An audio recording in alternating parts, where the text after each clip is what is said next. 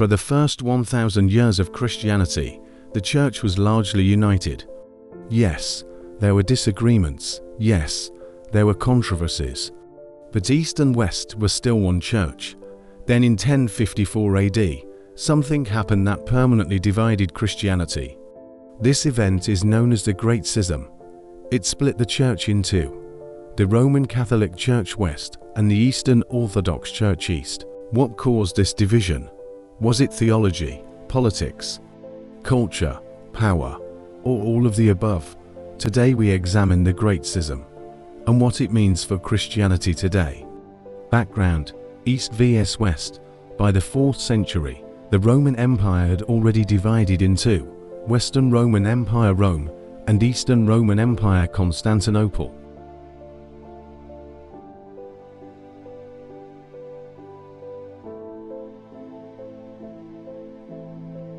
Political differences: Western Empire collapsed in 476 AD.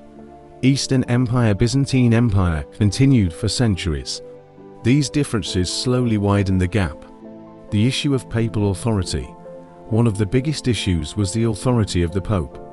The Bishop of Rome claimed primacy based on Peter's leadership among the apostles, and Rome being Peter and Paul's martyrdom location. By 1054, the Pope claimed universal authority over the entire Church.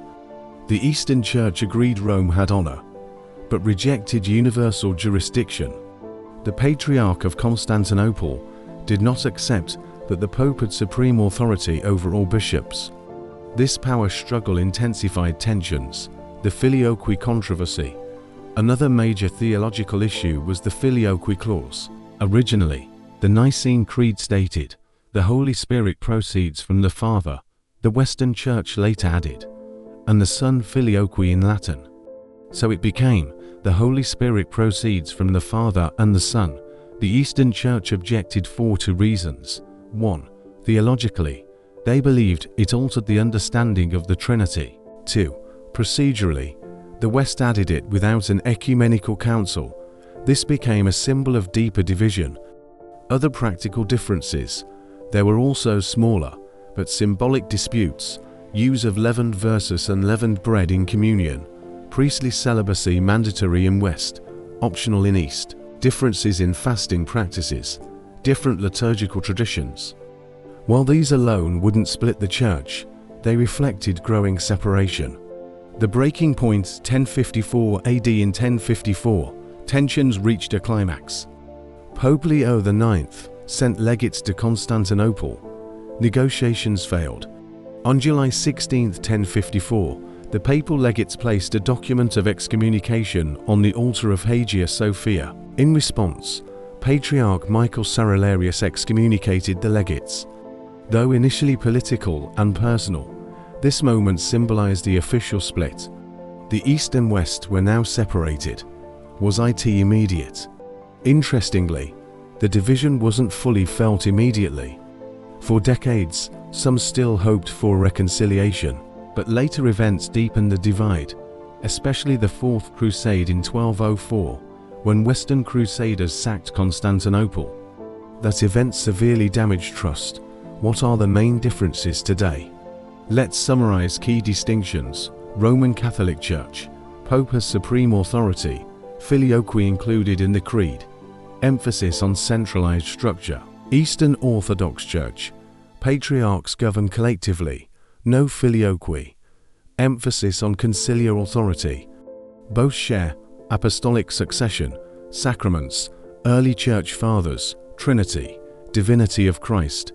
The split was not over the core gospel, but authority and theological expression. Why it matters today. The Great Schism shaped world history. It influenced the Crusades, the Reformation, European politics, global Christianity. Today, Catholic and Orthodox Christians still exist separately.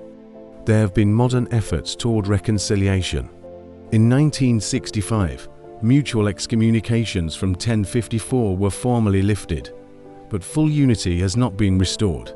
Powerful conclusion: the Great Schism was not caused by one argument. It was the result of centuries of cultural separation, political rivalry, Theological disagreement, human pride. It reminds us that unity in the Church requires humility. Despite the division, both traditions preserved ancient Christianity. The tragedy of 1054 challenges believers today. Can truth and unity coexist?